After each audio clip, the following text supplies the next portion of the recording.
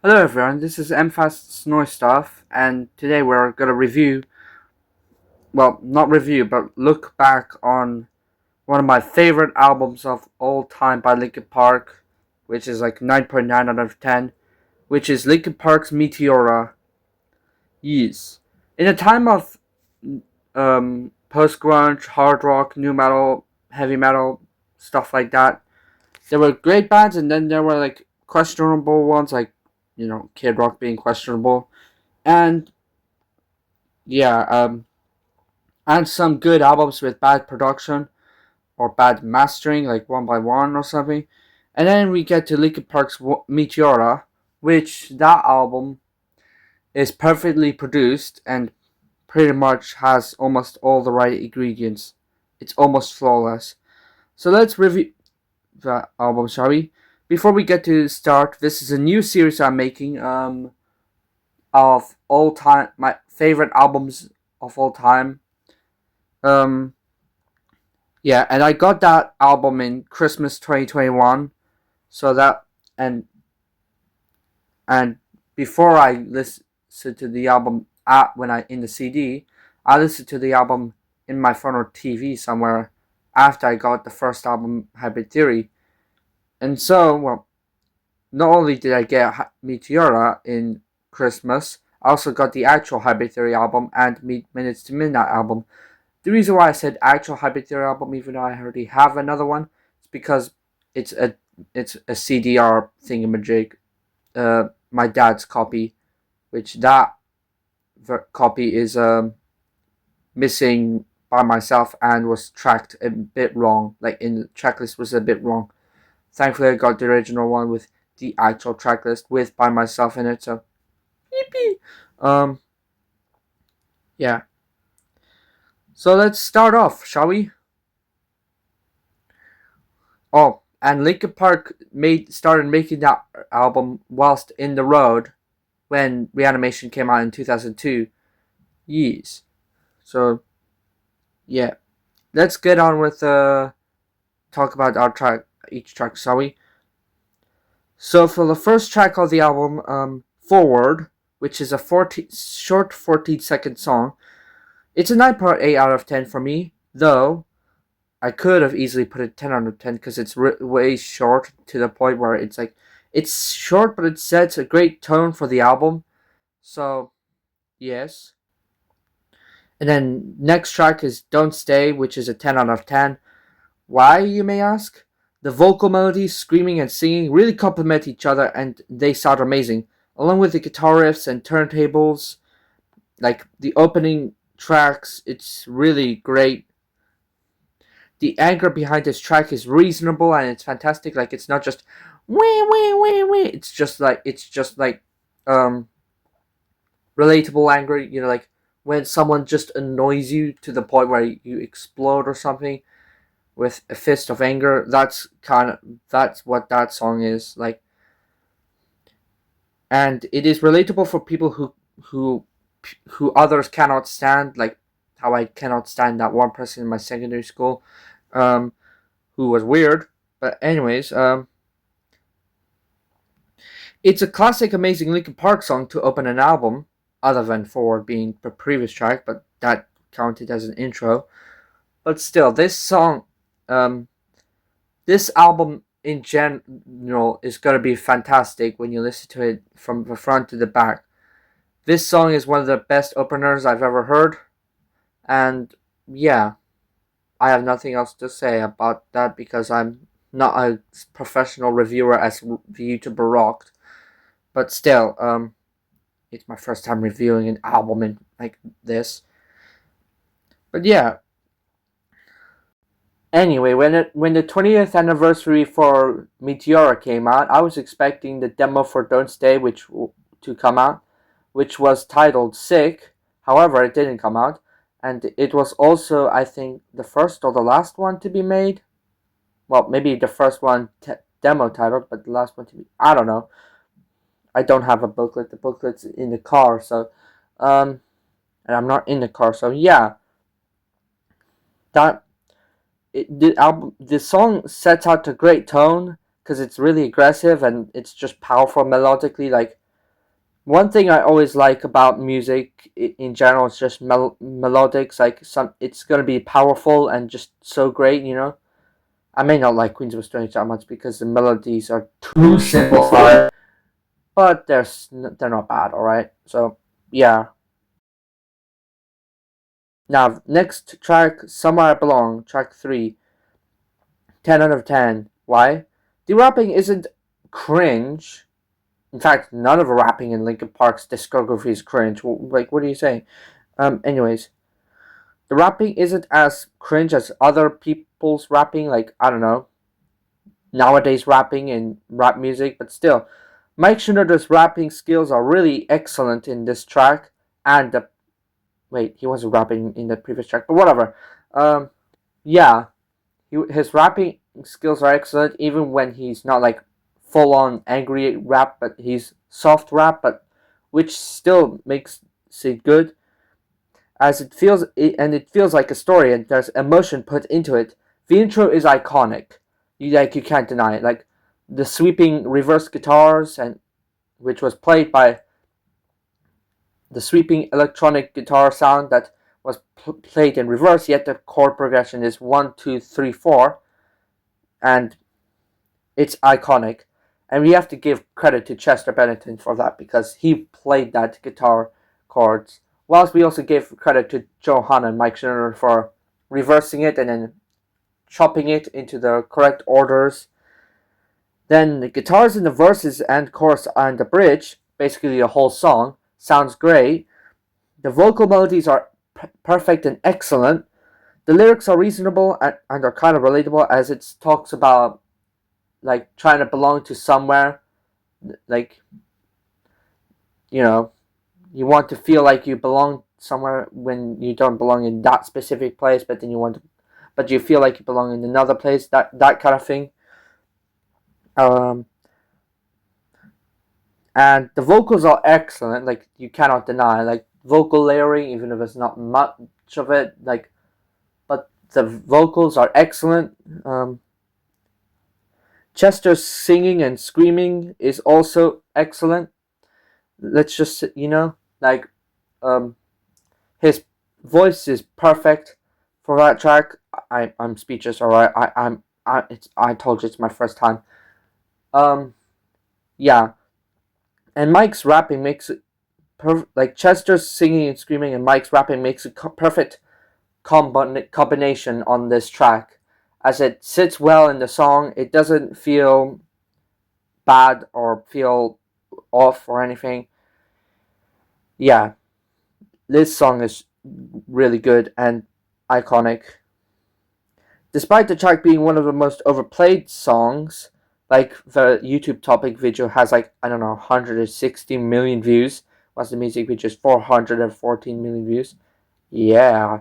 Um I think it's I think it deserves a bit more streams. Like more than Faint. As in like the music video getting more views in general. That's what I'm trying to say. So yeah, this song is perfect. Now on to the next track. Lying from You, which is a 10 out of 10. Why? When I heard the Milton Keynes live version, which I got before Meteora and Mr. Midnight and the actual Hybrid Theory album in the correct sequence, I got Milton Keynes like between August and December, which was like, I don't know, October-ish.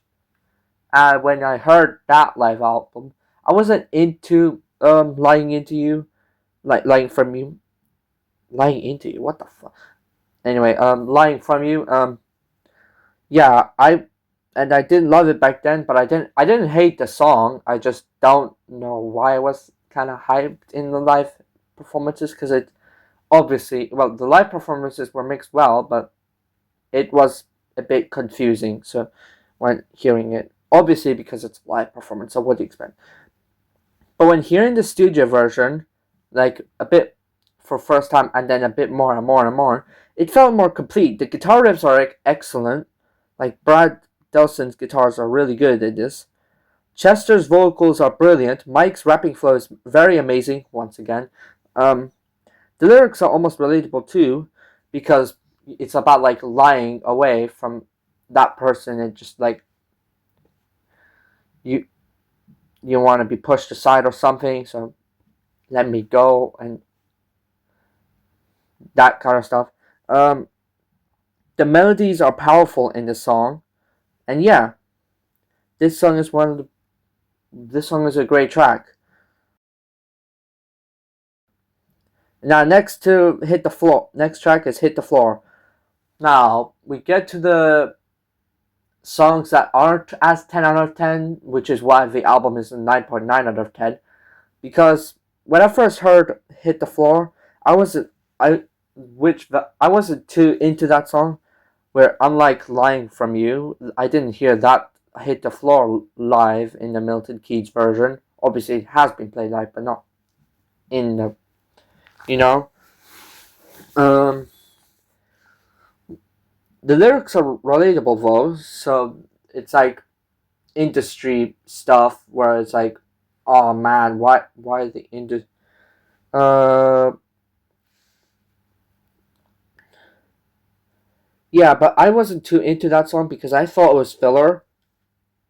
I know, controversial take, but through the year and a half, through a year and a half later, I learned to appreciate the song more as it brings a unique ambient tone to the song, unlike the rest of the tracks. Yeah, as it has a hip hop groove in the verses and then a guitar which goes that I cannot replicate that guitar sound with my mouth.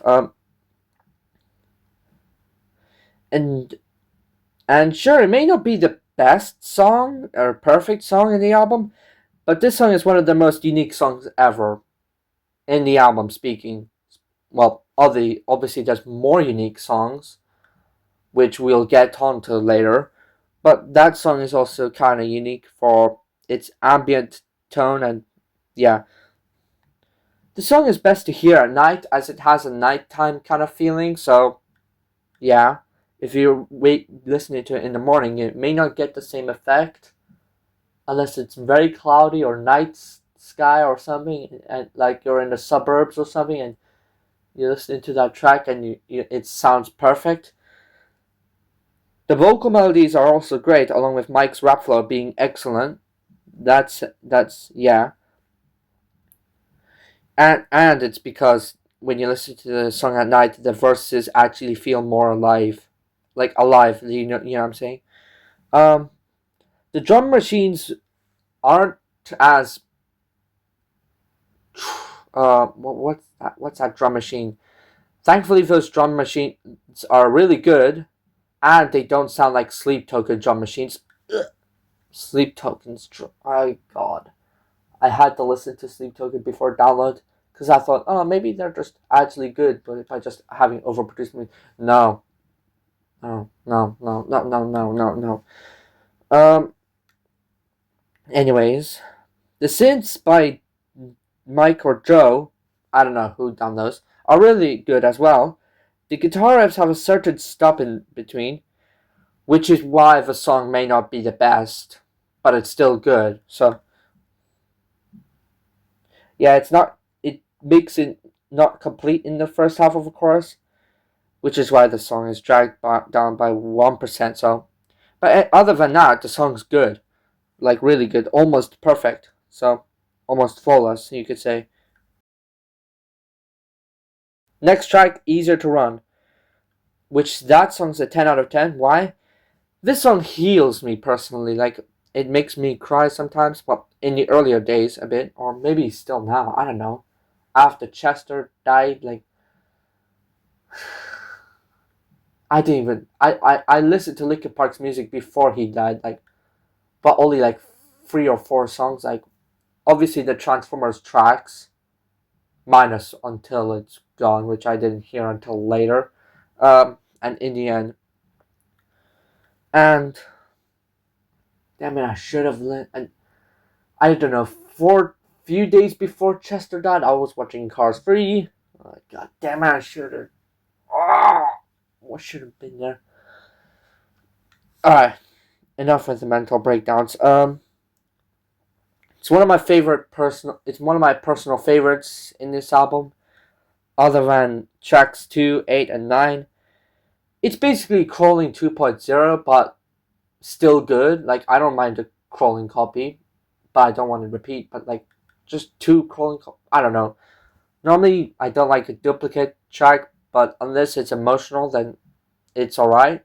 I mean, Easy to Run has a different structure because, sure, it may have chorus, verse, pre chorus, chorus, verse, pre chorus. However, it goes to the bridge, unlike Crawling, then the chorus, and then, yeah, that's the only difference. And the music being different. And also more strings, unlike Crawling having Mike's keys. Or unless Mike's keys are the strings in that song in Easy to Run, but still. Chester's vocals are at its best. And they really sound good. Mike's sincere soft raps, which just like Somewhere I Belong, are also good and they complement the track. The guitars and the vocal harmonies, like the back vocals, are so good. Like, yes.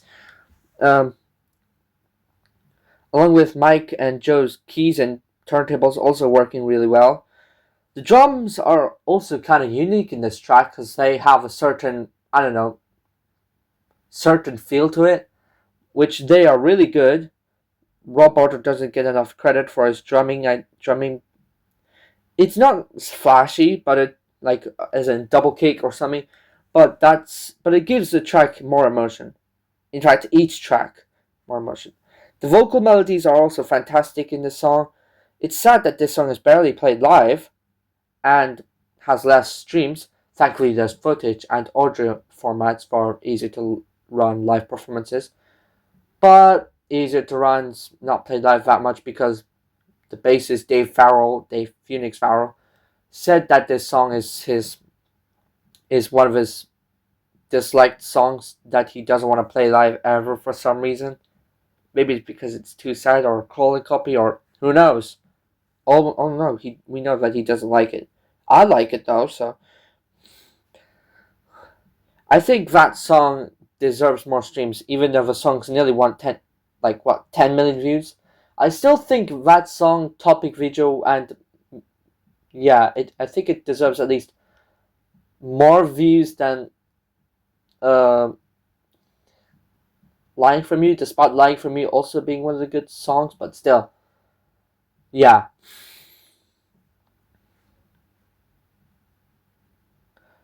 Oh, and let's not forget Joe's turntables in that song is also pretty great. Now, next track, Faint. Um, it's 9.8 out of 10. People, hear me out, alright?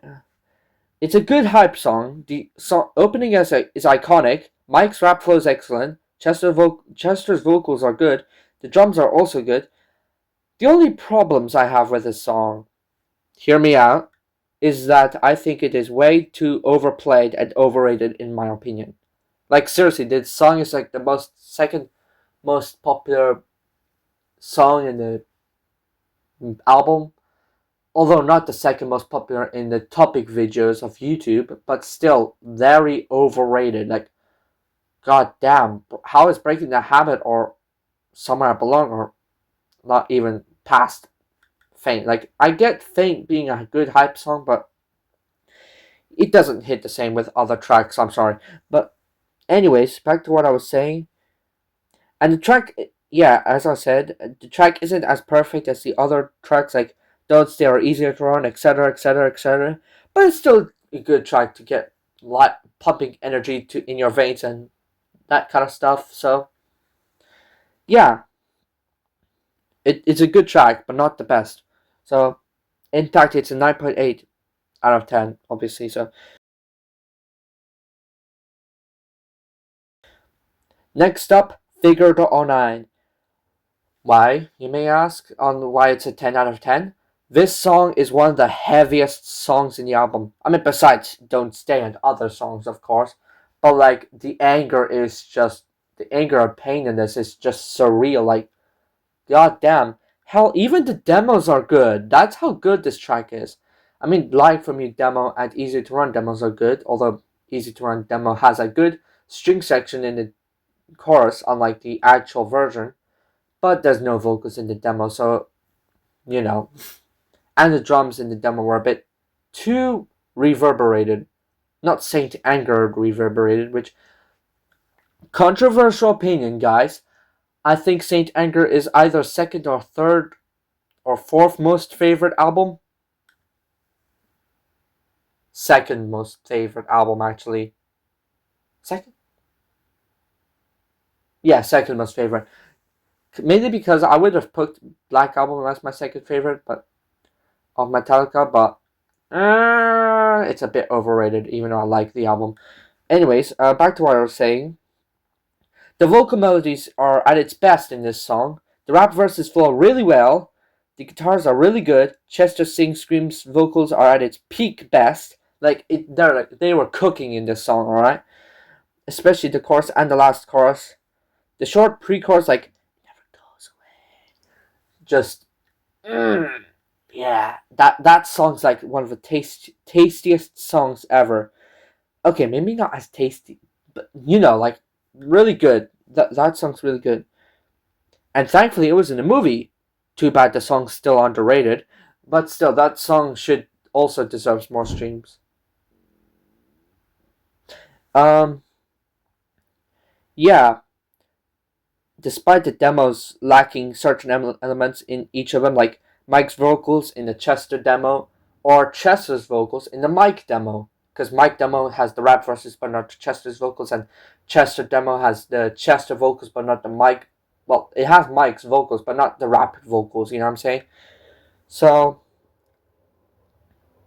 like the short pre-chorus is like ambient, but it's also in the best way possible. Despite, and also, I think that song's like my second or third, or I don't know. It's tied up with Easier to Run and Don't Stay and Breaking the Habit, which it's kind of a mind puzzle to think what's my favorite. Like, I would rank, I don't know. In some ranking list, I would rank Easier to Run as my favorite, but then Figure to Nine or Breaking the Habit, I don't know. It's like really good. Like these songs are so good to the point where I don't even know what my favorite Meteora song is. That's how good those four tracks are. That's how good those four tracks, Don't Stay, Easier to Run, Figure Nine, and Breaking the Habit are. So, yeah. Just like the previous six tracks, okay. And the lyrics are really fantastic, just like the previous six tracks. Yeah, this song's underrated, as I said previously. I'm reading this from a script, alright? But just because it's a script doesn't mean I wrote it. Yeah, I wrote the script just so I can remember the words, although I do improv as well, so you're hearing a bit of me improv. Anyways, track 9, Breaking the Habit. That song's a 10 out of 10. Why? Okay. This song is one of the most unique songs by them by far. Does that make sense? Okay. And one of the more unique songs in the album. In general. As the song has great clean guitar playing, and amazing orchestral moments, and an amazing electronic drum beat that adds a lot to the song. Chester's vocals are amazing. I mean, Mike's not present in vocals, but he's present in live performances, obviously. Anyways, this song is haunting after what happened to Chester in 2017. Can't deny that. Despite the lyrics being written by Mike, Chester gave it all in the song. Obviously, when I said that, I didn't mean that he didn't damage his voice in that song. So, but still, like he was crying when he recorded after he recorded the vocals, or at least read them, and because it was really relatable to him. The lyrics are fantastic. The vocal melodies are great. This song is like my second or first or third favorite song. You see what I mean by I cannot decide what my favorite track is. In fact, this album is not the only album where I have that similar situation where I cannot decide what my favorite song from that album is. That goes to, and well, you know what's funny is that 14 Shades of Grey by Stained, which is 9.6 out of 10 album for me, also has that situation where I cannot decide what my four most favorite tracks are in that album due to how they're really, really good to the point where I can't decide. Like, you know what I'm saying? And yeah, this song is an amazing track after all these years. None of them aged like milk. That's that's a great thing. In fact, none of the other songs in the 9.9 out of 10 album is aged like milk. Okay.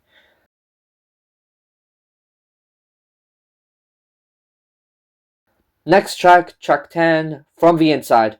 9.9 out of 10. Why? This song is another song that I wasn't too keen on hearing the Milton Keynes live version. However, after hearing the studio version, it's really great. Like the chorus isn't as perfect as other songs. Like it's a simple chorus, not Queens of the Stone Age simple, but still. Despite the short length of the verses, Chester's vocals are excellent, along with Mike's calm rapping, along with the clean guitars and string arrangements and piano in the verses sounded great. Which, to be fair, those are some of the best verses I've ever heard, although and pre-chorus, which are kind of short but still good. The bridge is one of the most heaviest bridge sections in the album, besides Don't Stand, Figure It All Night. So yeah, despite this song is really great, but not as perfect as other tracks, like, you know, Figure It All Nine or Don't Stay or Breaking the Habit. So, which I have a 10 out of 10. It is slightly better than Hit the Floor, though. That's what I'm saying. So yeah.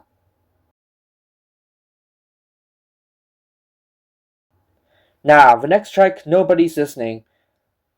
This song is a 9.8 out of 10. Why?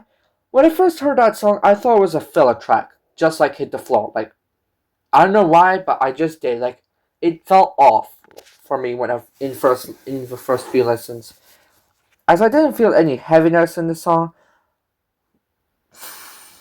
And now, look at me now. I like anything that's heavy or not, as long as it's done right. Uh, yeah, and it felt awkward hearing that song, but when I listened to the song on headphones, which I have headphones on me right now, but not wearing them, but I have it around my neck.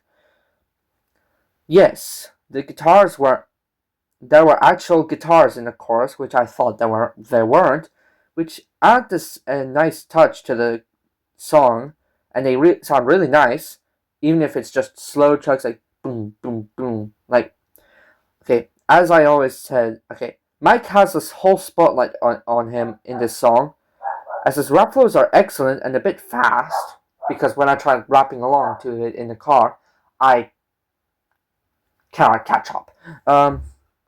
The Asian instrument, I forgot the name of it. Okay, I checked Wikipedia and turns out the Asian instrument I was talking about is played by David Zaslav, and it's a shakuhachi flute. Shakuhachi flute. Yeah, it's a shakuhachi flute. Anyways, yeah, the as I was saying, it also that the shakuhachi flute brings a unique flavor and tone to this track, as it's and it is also one of the most unique songs by Linkin Park, other than Breaking the Habit in Meteora and in Linkin Park in general. Um, Chester's screams are good. Chester's lyrics are relatable, especially when you don't have anyone listening to you as a person when you're in trouble or having problems or something. The percussion and the drum machines sound really nice. The sampling of Linkin Park's song High Voltage, like the studio version in 2000, not the demos back then, or the remix, reanimation one, also adds a nice touch to the song. Other than that, it's my least favorite track in the album still, despite the song actually being really good, and it's a 9.8 out of 10. Although it's not as perfect as other tracks. So yeah.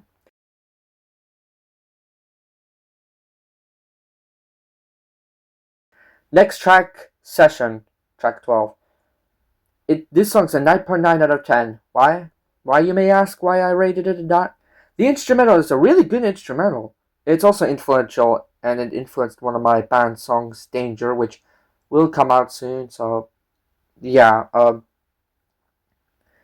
Anyways, as I was saying, it's also another one of the more unique Linkin Park tracks ever, and a unique Meteora song in general, as most of the band members get to shine on their instrumental playing, like Brad's excellent clean guitar playing, and Joe's amazing scratching turntable playing, Mike's relaxing piano playing, and why is it um and Rob's excellent drumming, which is also not just excellent but experimental. This song is better than track 10. Like, it's better than From the Inside, by the way. So the only problem I have of this song is that it's too short. Not, well, I would rather have a song at least 3 minutes and 20 seconds, you know what I'm saying? Like, extended, like, cause, yeah. Now, on to the last track,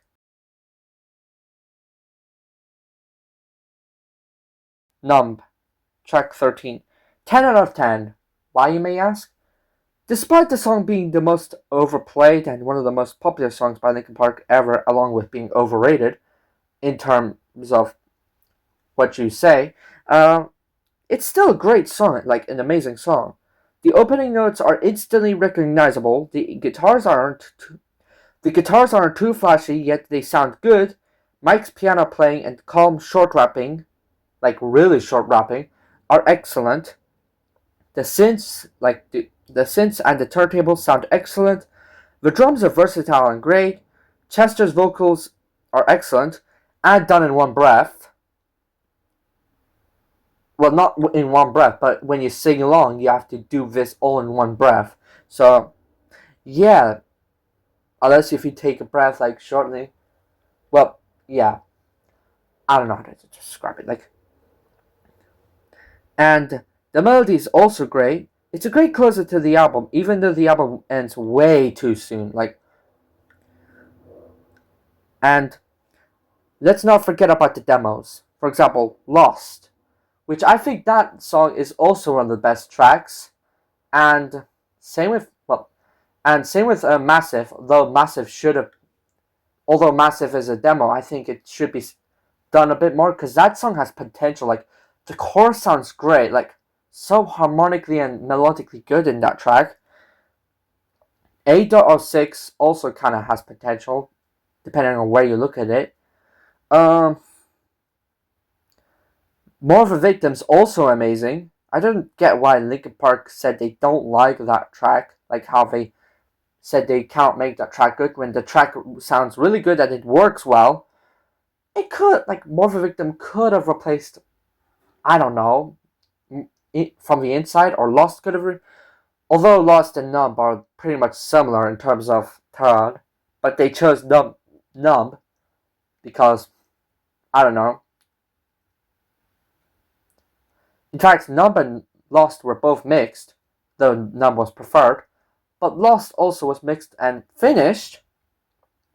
Other tracks were finished as well, like More the Victim and Fighting Myself, though they aren't as mastered and mixed as Lost. So, yeah, though they are mixed in the one version you hear now. So, let's not forget Resolution, where the song's excellent, though it doesn't have Chester's vocals. However, they were. You would know how Chester's vocals would sound like due to the Wizard song existing. I'll just put a clip there. And yeah, I gave this album an overall 9.9 out of 10. It's really good. You should check it out too. It's one of my favorite Linkin Park albums, and turns out Hyper Theory is tied with Meteora, because Hybrid Theory is also 9.9 out of 10. But anyways, you should check out this album by Linkin Park. It's amazing. And check out Linkin Park's late discography, including A Thousand Suns, even if those albums are 9.9 out of 10 for me. But still, they're really good, so yeah. And let me know which videos you would like me to post next about the favorite albums of mine. Like, for example, I may put on a community post and say which one's gonna be next. Like, for example, Stain's Break the Cycle, or Linkin Park's Hybrid Theory, or Silverchair's Neon Ballroom, or something, or etc. etc. Let me know which album you want me to review next. This is MFast's Noise Stuff. Peace.